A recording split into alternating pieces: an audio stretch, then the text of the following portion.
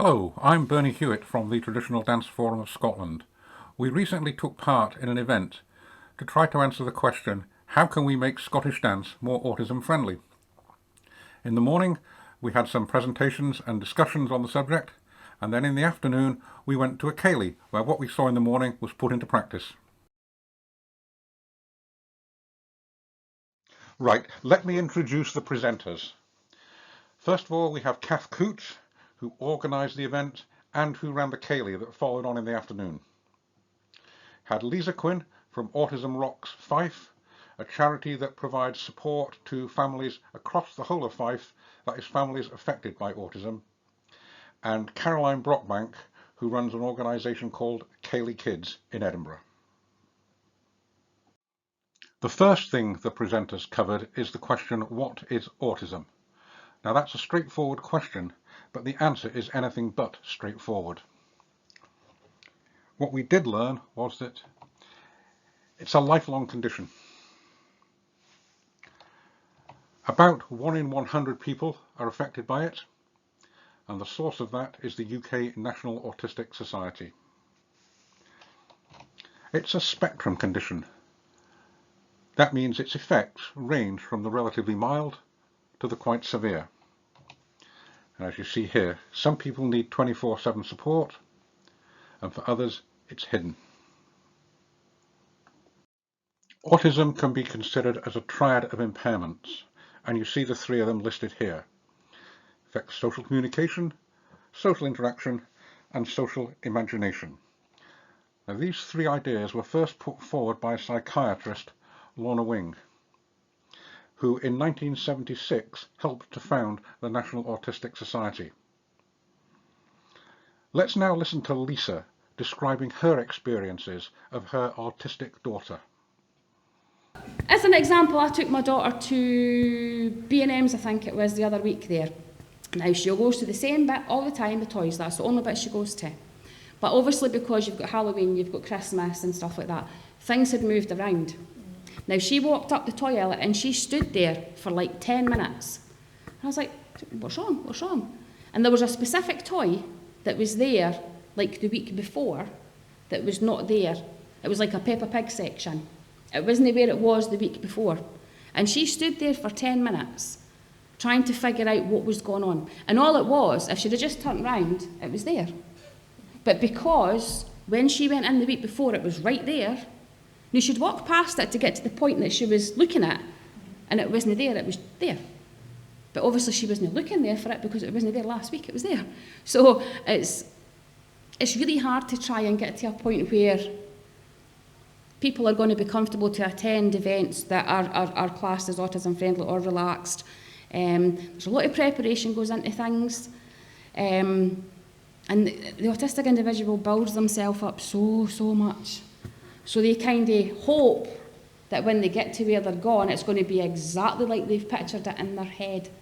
What they've prepared for, even using the social stories, anything at all. If there's the slightest deviation from your social story, or say for instance they're on their way here and there's a traffic jam, yeah, that's it, you're done. They're not going to go any further because they're going to be thinking, right, I'm supposed to be here at this time, I've prepared to be here at this time, I'm now stuck behind a tractor for like however long, they've got to a place, there's no parking space, it goes on and on and on and on and on. The slightest wee change to the prep that they've made before they get to where they're going, and that's it, you're done for. Yeah. They'll just come in. Do you know what I mean? And a lot of people don't understand the kind of prep that you actually have to do before you leave the house in the morning. Do you know what I mean? It's crazy, absolutely crazy. I get up at 5 o'clock in the morning. If we're coming up to the hall, I've got to get the bus at 10:15. I'm up at 5 o'clock in the morning because I've got to make sure that the routine that she has to get to the point where we're ready to go for the bus is followed to the T. Last week your toaster broke. Oh my giddy aunt. Now I have a toaster in the grill, but because she has her toast in the toaster, it just, that was it. And then Thursday we had major episodes last Thursday. But one, it was a different bus. I was adamant she'd never had that bus before. I think I was telling you about this the other day.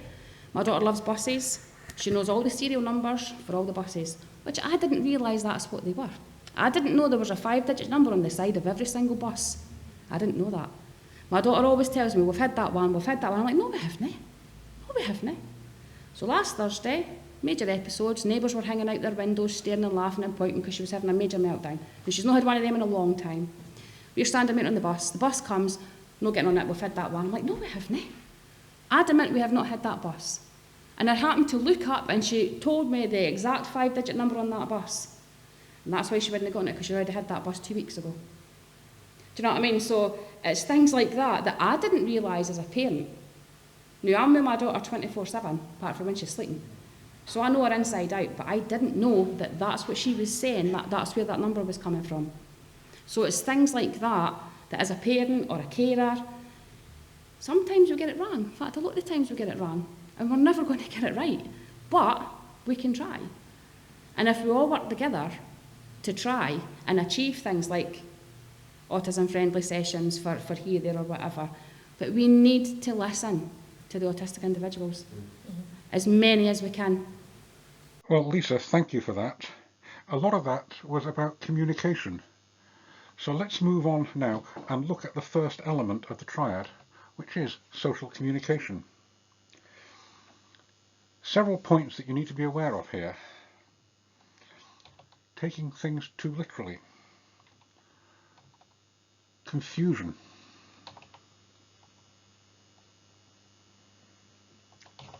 Needing extra time to process information. And repeating what other people have said. Now, in her talk, Kath talked a lot about her experience of communication. Let's listen to what she had to say. So communication, explain at every stage what you're about to do, what will happen next, and why. When you're speaking to someone, giving an instruction, give them time to process it, maybe count to 6 in your head. Give clear, direct instructions. Don't assume that someone will understand the meaning, and try to avoid jokes. In a class situation, you could use the dancer's name at the beginning of a sentence to ensure they know that you're talking to them. If they're a child, you can maybe use phrases such as good looking, good listening. In a Ceilidh or social dance setting, you could try saying, dancers, listen please, so that you're not picking on someone. If a sentence is too complex, an autistic person can find it difficult to filter out the irrelevant bits, so try say less and less slowly. For example, say, point your toes and demonstrate, rather than try your best to have your most beautifully pointed toes. Keep it really short and simple. Break movements down.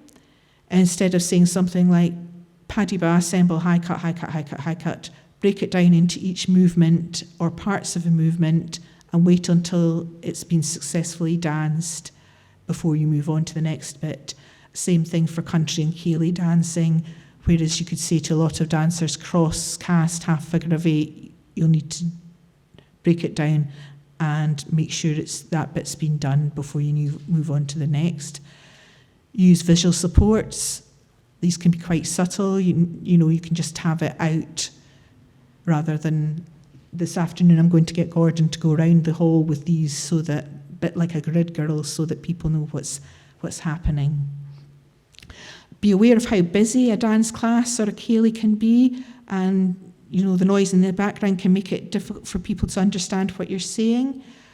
Don't assume that someone will understand the meaning. Where a neurotypical person will easily pick up that high cuts are the ones that you do on the back of your leg, an autistic person might not. Don't use questions. Don't say, would you like to do your paddy baz now? Say, we are going to do paddy baz now. And avoid using irony, sarcasm, figurative language, any of these things, as autistic people can take them literally. Thank you for that, Kath, and for some very practical and useful steps to take when planning a class or an event. Let's move on now and look briefly at social interaction, which is, let's face it, what dancing's all about.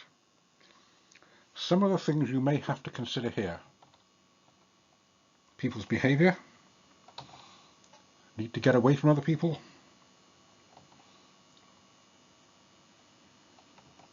once again, communication, and a possible need to depend on another person to act as a buffer. I'll move on now and talk about the third element of the triad, which is social imagination.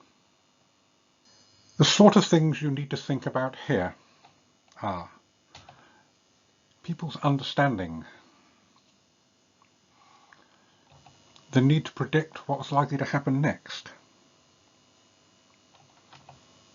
Once again, understanding people's thoughts and perspectives.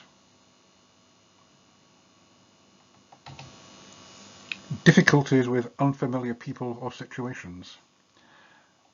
And perhaps a concept of danger, or no concept at all. During her talk, Kath talked about a very useful tool, the social story, which can be used to explain to people coming to an event what's likely to happen. And the social story she used was the one for the Ceilidh that afternoon. So going to Ceilidh, we've got a picture of some Ceilidh dancers on the front, the date, the time and the venue. And the next page, please. I'm going to Ceilidh on Saturday, the 16th of October at 2 o'clock. A visual again. I'm going to travel by, leave that to them complete it. Picture of the hall again. If we're scrolling down, more pictures of the inside of the hall. Scrolling down again. This is where I will show my ticket. This is the girls' toilet. Scrolling down, sorry. This is the boys' toilet. Scrolling down. Just stopping there. What do I need to bring? Suggesting water because you're getting very hot. There'll be hand sanitizer at the hall, but we'll need to bring that. I don't need to do a PCR test unless I want to. I don't need to wear a mask unless I want to. If I do wear a mask, I will use it inside the building but take it off in the dancing hall. I can find a chair in the hall to sit on and leave my stuff on it when I'm not dancing. I'm scrolling down. I need to wear something comfy for dancing. A kilt or some tartan would be fabulous, but I don't have to wear tartan if I don't want to. I don't have to join in, but I will have great fun if I do. Something I thought about doing was getting stickers, and I have a green sticker for yes, please ask me to dance, I really want to join in, and an orange sticker for I'll join in if I want to, but don't ask me. We'll practice the dances before we do them, and the important thing is to have fun. We don't have to dance perfectly. In this kind of situation, a Ceilidh or a social dance lends itself more to being relaxed or autism friendly because things don't need to happen. If you want to dance in a certain way or if you don't want to dance, it's not a big deal. Certainly at the dance group Carolyn and I go to in Edinburgh, there are a lot of dancers that used to dance but now don't feel physically able to, but they'll still come along and have a chat and sit and blether and maybe make the tea if they're feeling particularly kind. Can we scroll down a bit, Bernie? Music, that's just a picture of our musician Sandy. He'll be playing accordion music for us to dance to. A wee hyperlink to click into to hear him playing, dancing. A picture of me saying I'll be helping to do the dances and we'll practice all the dances in the hall, so don't worry if you can't remember them. Scrolling down again, we've got our helpers. Unfortunately, you're mentioning about things happening. Siobhan has had a family emergency, so she's not able to come along today and take tickets, so hopefully that won't be too much of a problem for most people. Picture of Caroline, who's just going to be generally helping. Bernie, who's going to be generally helping, and Gordon, who's going to be helping, but more with things. Gordon's not really done any dancing, so it'd be things like where the toilets are and where you can go for a drink and just admin things like that. So keep scrolling. This is our programme for the dances. I've tried to make a visual for each, and above them as well there's a hyperlink to click in to look at the dance. I've tried, I'll talk about the videos later, but basically we've got spin, then we've got Circassian Circle, Gay Gordons, Dashing White Sergeant, St Bernard's Waltz, Grand Old Duke of York, Swedish Masquerade, Flying Scotsman. I went for Thomas there because he is so, certainly my son is a big Thomas fan as well. Valletta, Hooligan's Jig, and then I should maybe have chosen a visual there, maybe a stop sign to say we stop for a drink, a chat, and then we're going to do it all again. Finish with Auld Lang Syne, and then we'll dance to Kate Dalrymple. And just saying that's a fun dance. You can jump up and do whatever you want. You don't have to do a fixed Ceilidh. You can jump up and down, you can spin, you can dance with a partner or on your own, you can dance dad, whatever you want. And then at the end, I will put my coat on and other things back and go home. And I should probably have put a clock in there with the time as well. And then a thank you, of course, to the TDFS for sponsoring the event. Now that was a very clear explanation of a useful tool, so thank you, Kath, for that. Let's just move on and discuss a few other points that came up during the presentations and subsequent discussions. The one that came up time and time again was the dependency on routine and rules and predictability. The next was stimming. This was a new one on me, so I'll read the dictionary definition. Stimming, the repetitive performance of certain physical movements or vocalizations as a form of behavior by persons with autism or other conditions. This behavior is thought to serve a variety of functions, such as calming and expression of feelings. It's something I think we all need to be aware of. Moving on, sensitivities, over or under, particularly to sound. Some people like loud music, some people don't. So discuss with people's carers where they need to be in the hall, near or a long way away from the band. And also, as part of your planning, discuss with the band what level they are going to be playing the music at. Some people may have special interests. If you can find out about them, try and cater for them. And there's always the danger of anxiety attacks or meltdowns or shutdowns. Once again, something we should all be aware of. Now, during her presentation, Caroline Brockbank from Ceilidh Kids talked about how she planned and ran a very successful Ceilidh. And she also gave us a few thoughts on why people actually go to Ceilidhs. Let's listen to what she said. So they came to me and they said, could I please do a Ceilidh for families who had children who had autism? And I said, as I do, yes, but I'm not an expert. And they said, that's fine. We've seen what you do. We like what you do, but we need some other things. And this was the things that they wanted me to add. Now, my motto in life pretty much is turn up and wing it. I hate preparation. I really hate preparation. I would much rather ad-lib. They didn't like that. They wanted a predetermined programme publicised in advance. And like I think somebody was saying earlier, like Kath was saying earlier, I look at a room of people and I think, what you need now is a dashing white sergeant. You are absolutely at the right dashing white sergeant moment. We're going to do a dashing white sergeant. Or sometimes I'll say, right, if you want to dance, come onto the floor.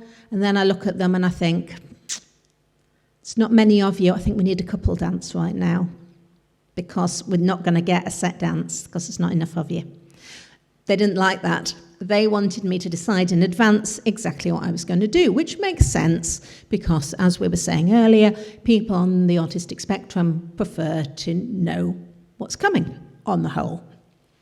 So we came up with a predetermined programme. We were going to do, I don't know, Gay Gordon's Jenny's Roundabout Dance, which is one I made up, and Flying Scotsman, and there was only about 5 or 6 of them. They wanted to do those dances and then have a break, and then they wanted them again.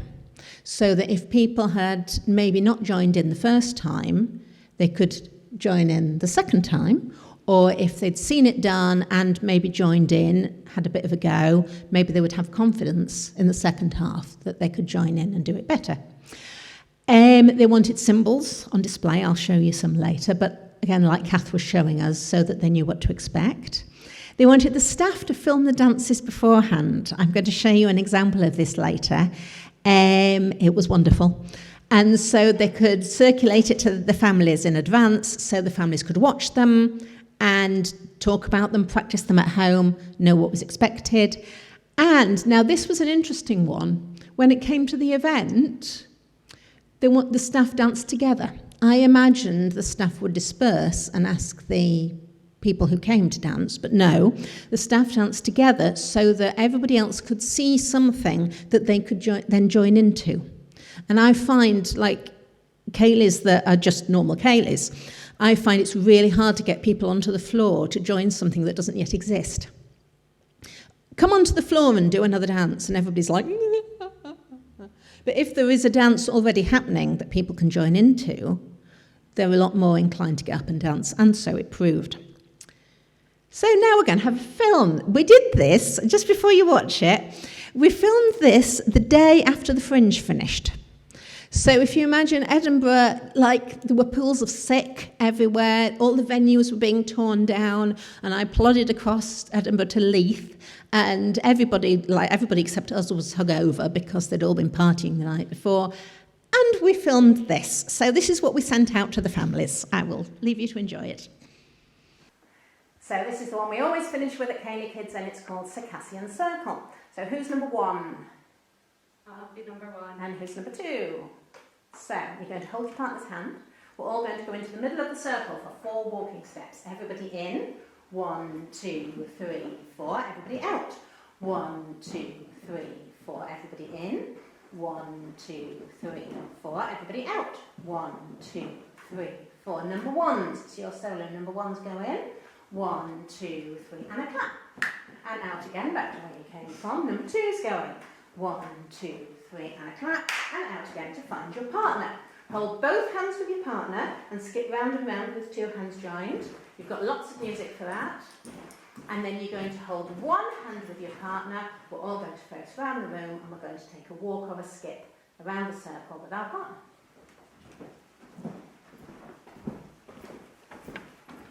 And then we stop, swing round and face the middle, and do it again.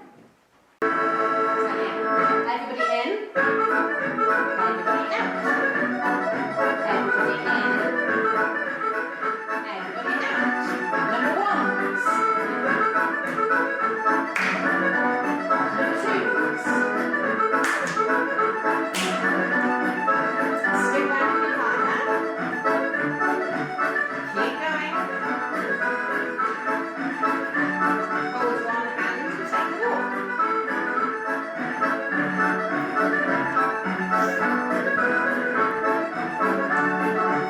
Face the middle, everybody in. Everybody out. Everybody in.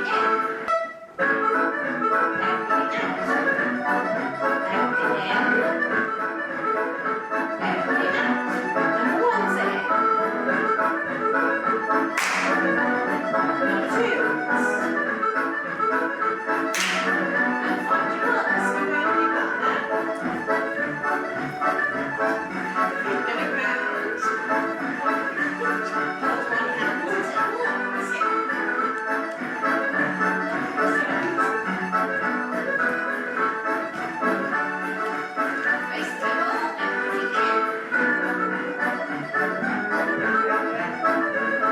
So that was the sort of thing we sent round before. We filmed all the dances, and so the families could watch those and see what was expected of them. So when we came to the event itself, there was a lot about what Kath already talked about, with people knowing what to expect in advance and being sent pictures of the venue, which I won't repeat. But this was the sort of thing. So we dance. That was the poster on the left. We dance, we take a break, we dance, we go home. So they knew that the setup. And I love these. They look like they're sort of skydiving. So these were the pictures that the staff from Taylor Ed came up with for the dances. I didn't come up with these. So we had the Gay Gordons, we had Jenny's Roundabout dance, which I can tell you if you like. It's thrilling. Then we did Giants, Trees and Frogs, which is my adaptation of the Swedish Masquerade. It's much better.